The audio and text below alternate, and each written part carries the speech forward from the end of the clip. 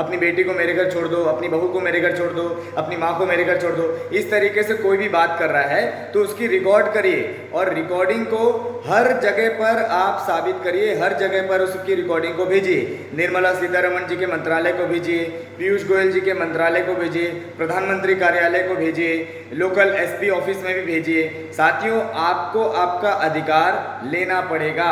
आपको आपका अधिकार मांगना नहीं है किसी से कि मेरा ये अधिकार है, ये आपको संविधान के द्वारा दिए गए अधिकार है। किसी ने कर्जा ले लिया है तो बंधुआ मजदूर नहीं बना दिया किसी ने। कर्जा कोई व्यक्ति अगर दे रहा है तो कोई मदद नहीं कर रहा है। मदद तब होती है जब व्यक्ति ने 1 लाख रुपए दिया और केवल 1 लाख रुपए वापस कर रहा है, तो वो होती है मदद। लेकिन जब कोई व्यक्ति 1 लाख रुपए दे करके 5 लाख 10 लाख रुपए की वसूली कर रहा है तो वो मदद नहीं है। इस बात को समझ लीजिए, वो व्यापार है। और जब व्यापार में नफ़ा और नुकसान होता है, फ़ायदा और नुकसान होता है, तो वैसे ही उन्होंने पैसा दे करके कहीं वो इन्वेस्ट किए। जैसे आप कहीं पर पैसा लगाते हैं तो उसके बाद से रिटर्न आने में समय लगता है। हो सकता है वो आपको प्रॉफिट मिले, हो सकता है आपको नुकसान मिले, या हो सकता है केवल मुद्दल आए। लेकिन जब व्यक्ति लोग पैसा देते हैं तो वो भी एक प्रकार से व्यापार है। पैसे को बढ़ाने के लिए वो लोग पैसे को इन्वेस्टमेंट करते हैं। तो पैसा जब इन्वेस्ट किया जाता है, जैसे आप अपने आप को इन्वेस्ट करते हैं, आप समय देते हैं, अपना संसाधन देते हैं, खर्च करते हैं ताकि आपको फ़ायदा मिले। लेकिन जिसके पास पैसा है वो अपने संसाधन इन्वेस्ट नहीं करते हैं, केवल पैसे इन्वेस्ट करते हैं, अपना समय इन्वेस्ट नहीं करते हैं, केवल पैसे को दे देते हैं ताकि पैसा बढ़े। तो जो इन्वेस्टमेंट उन्होंने किया उसमें प्रॉफिट और नुकसान दोनों चीज़ हो सकता है। कभी कभी नुकसान भी झेलना पड़ता है, कभी कभी प्रॉफिट होता है। तो आज अगर नुकसान हो रहा है तो किसी के पास ऐसे अधिकार नहीं है कि दूसरे की बहन बीवियों को छेड़े।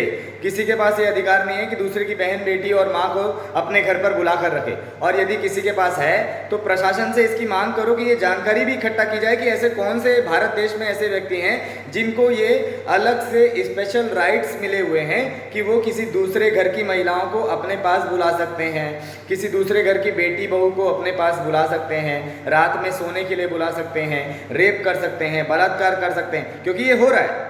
ऐसा नहीं है कि हवा में बात चल रही है। और ये करने वाले हिमालय पर्वत के लोग नहीं हैं, ये करने वाले कोई एलियन नहीं है, ये करने वाले भारत देश के ही लोग हैं। भारत देश के वही नागरिक हैं जिन लोगों ने कर्जा कभी दिया था, जिनके पास पैसा था। आज यदि उस व्यक्ति को पैसा नहीं मिल पा रहा है तो उसकी जगह वो लोग बहू बेटी के साथ रेप करने की बात कर रहे हैं। क्या ये नौबत आ गई? और प्रशासन क्या सिर्फ चुप्पी साधे बैठे रहेगा, मुंह बाय रहेगा प्रशासन? कोई काम नहीं कर सकते क्या प्रशासन में जो लोग हैं, एडमिनिस्ट्रेशन में जो लोग रोल प्ले करते हैं, क्या वो लोग कभी आगे नहीं आएंगे?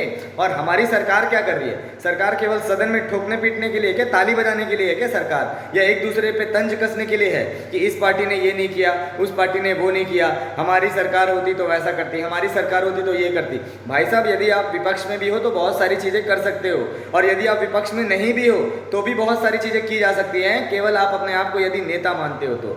लेकिन भारत देश में आम जनता, भारत देश के जो नेता हैं वो अपने आप को नेता नहीं मानते। वो अपने आप को ये समझते हैं कि मेरे पास सुप्रीम पावर आ गई है और मैं चाहे तो हर चीज़ कर सकता हूँ। जनता की सेवा करना चाहूँ तो करूँगा, नहीं करना चाहूँ तो नहीं करूँगा। तो साथियों, ऐसे नेताओं को नेता बनने बिल्कुल भी ना दें। ये आपके ही अधिकार के साथ खिलवाड़ करेंगे, ये आपकी ही सुरक्षा के साथ खिलवाड़ करेंगे, ये आपकी ही आत्मरक्षा के साथ खिलवाड़ करेंगे। ऐसे सभी लोगों से मेरा निवेदन है कि ऐसे सभी नेताओं को चिन्हित करिए और ऐसे सभी नेताओं को सदन से बाहर फेंकिए और ऐसे सभी नेताओं की नेतागिरी को समाप्त करिए, क्योंकि ये आपके काम नहीं आ रहे।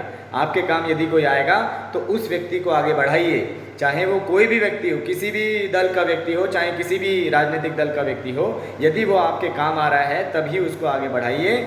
बक बक करने से कुछ नहीं होता है। बहुत सारे नेता ऐसे हैं जिनके पास बहुत सारी चीज़ों का समाधान था 2014 के पहले, लेकिन आज कंडीशन ये हो चुकी है कि वही व्यक्ति समस्या बन चुका है। लेकिन आपको आगे आना पड़ेगा। आज नहीं आएंगे, कल आना पड़ेगा, कल नहीं आएंगे, परसों आना पड़ेगा। आपको राजनीति सीखनी पड़ेगी। यदि राजनीति नहीं सीखे तो नतीजा ये निकलेगा कि सदन में जैसे एक बिल पारित हो गया है, उसका नाम है विश्वास बिल, जन विश्वास बिल। और इस विश्वास बिल में क्या हुआ है?